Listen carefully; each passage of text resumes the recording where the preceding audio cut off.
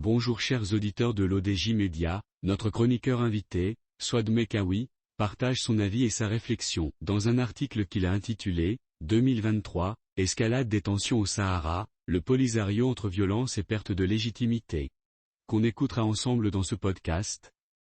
Notre chroniqueur invité entame sa présentation du sujet en disant « L'année 2023 a révélé un tournant alarmant dans le comportement du mouvement séparatiste du Polisario, caractérisé par une escalade de la violence et un désespoir croissant. Les attaques perpétrées dans les villes d'Esmara et d'Aousserd, par le Polisario, ont dévoilé un aspect sombre et brutal de ce mouvement, marqué par l'usage de projectiles et d'autres formes de violence. Ces actes, loin de se limiter à des conflits locaux, ont exacerbé les tensions dans toute la région et ont altéré la perception internationale du Polisario, le faisant basculer de la figure d'un présumé mouvement de libération à celle d'un groupe aux méthodes criminelles. Notre directrice de Maroc diplomatique enrichit son discours de la manière suivante. En effet, l'orientation de plus en plus violente du Polisario, ciblant délibérément des civils, soulève des questions cruciales sur sa légitimité et sa direction. Ces actions, qui semblent viser à semer la panique et l'instabilité, érode l'image traditionnelle du Polisario en tant que mouvement séparatiste, le rapprochant plutôt du profil d'une organisation criminelle.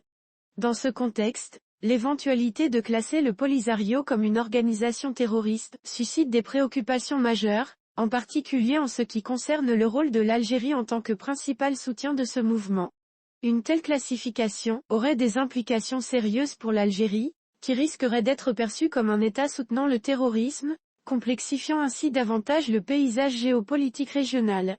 Ces événements renforcent donc l'argument du Maroc, selon lequel le Polisario ne représente pas un mouvement légitime de revendication territoriale.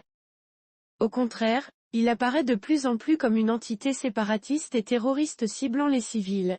Cette réalité souligne l'urgence de trouver une solution durable au conflit, en reconnaissant la souveraineté marocaine sur le Sahara et en adoptant la proposition d'autonomie marocaine comme solution viable et consensuelle.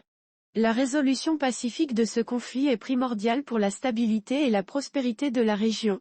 C'est dire que la récente évolution dans la perception du conflit autour du Sahara marocain est un moment charnière dans l'histoire de cette longue dispute territoriale.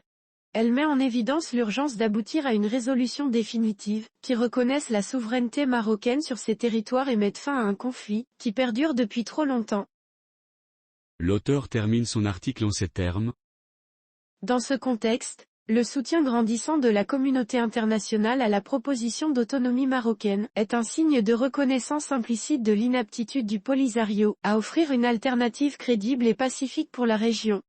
Cette proposition qui vise à accorder une large autonomie au Sahara sous souveraineté marocaine, est perçue comme une solution viable et pacifique, respectueuse de l'intégrité territoriale du Maroc et répondant aux aspirations des populations locales. Or le Maroc, par ses initiatives diplomatiques persévérantes, a réussi à consolider sa position sur la scène internationale. Cette avancée a contribué à l'affaiblissement des positions défendues par le Polisario et l'Algérie, rendant la perspective marocaine plus prévalente dans les discussions internationales sur le Sahara.